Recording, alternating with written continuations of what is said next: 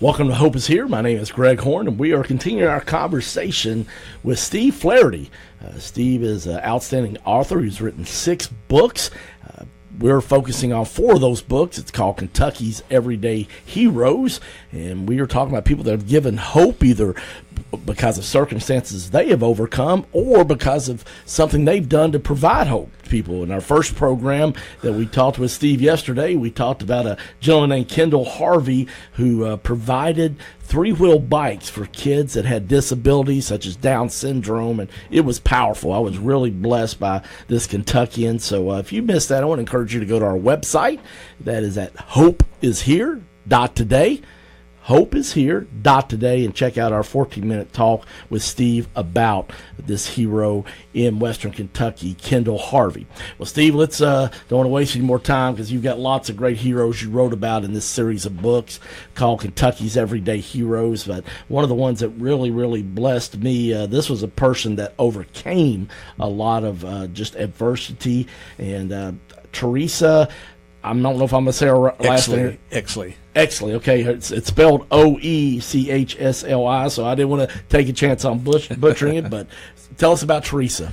Greg, Teresa's story makes a point right off that everything isn't always as it seems, even in Christian homes. And Teresa was one of those who, in her home, had a sister and a mom and dad, and they had a proverbial white picket fence, and they went to church, and probably the neighbors around there thought things were going great. There's a Christian home. That's the way it ought to be.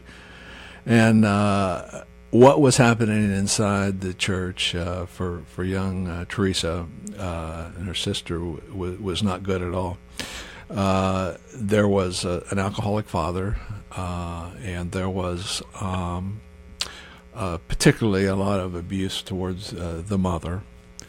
And Teresa told me that things got so bad for her and her sister, and watching that during that time, even as they were a church family and so forth, there would be times that her and her sister would just hold on to each other tightly in an embrace, because one was afraid that the other would be taken away, and they didn't want to leave at least that part of the part of their family. It was a great fear. And Teresa's mother, her had a difficult time too, and although she showed some bravery during that time, she later developed an alcohol problem herself. But her father left at about age 7, and so here was this white picket fence home that really wasn't like people thought it was. And Teresa went on, went to high school, got pregnant.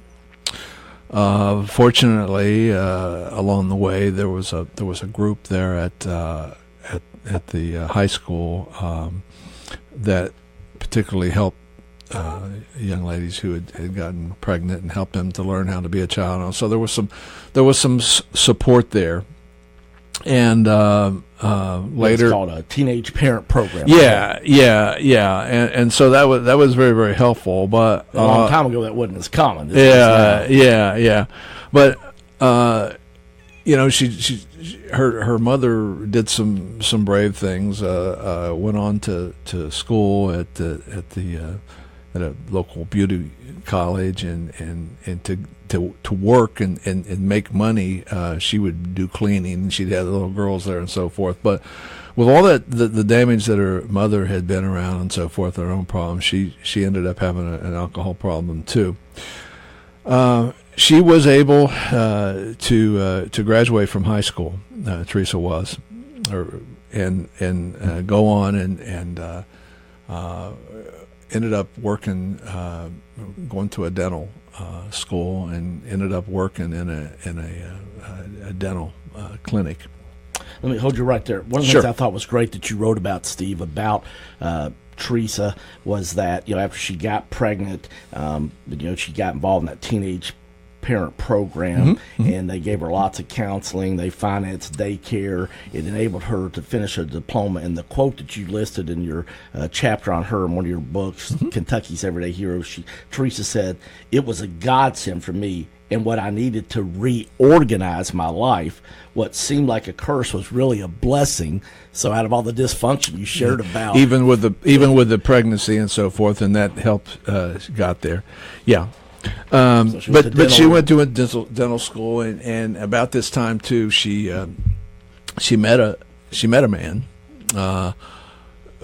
who would later become her husband. Was a wonderful person, and he had a great family situation. And in the process of them courting and so forth, he brought her into the family. And Teresa told me how she learned how to do birthday parties and how to hug people and do family traditions and things like that. And she later married that person. But I want to talk about a little bit about a special person that came along in Teresa's life as she was, it got to the point she was working in a dental clinic, and a lady by the name of Jeanette came along who had been abused herself. And so they really had some connection. Common bond there. They had a common bond there, yeah. And this woman was really neat. She lived in a center for abused women, but she was dynamic. She would come to some of the church related things that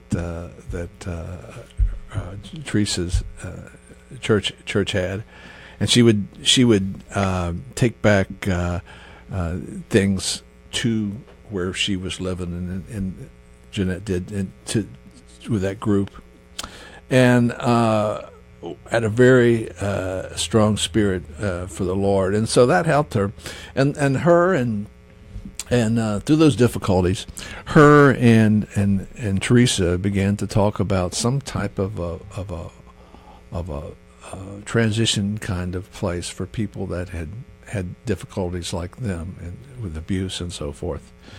And they sat down at a table and began to make plans. And about 2 weeks later, Jeanette, this dynamic young person, was killed by her former husband, was murdered. Wow.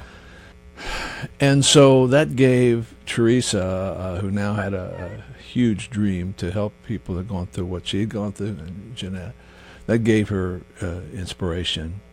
And so she first worked with her own church, the Southeast Christian Church in Louisville, and they asked her to work with a small group over in the west end of Louisville, a very poor area over there. And she did. She got some experience, and then she decided that she was going to do what it took to gain an actual building, sort of a transition kind of a building. And finances would be a problem and so forth, but that she feels like her faith in God worked that out. A minister had a house that he was able to get her reasonable, and I had a chance to be down in that house. It's down in the poor end, the west end of Louisville, beautifully taken care of house. And she now has the last time I talked to her, she had over 50 women and their children over the years come in there. She has some strict rules about that. She's going to go to some Bible studies. If you have an addiction problem yourself, you have to be part of groups there.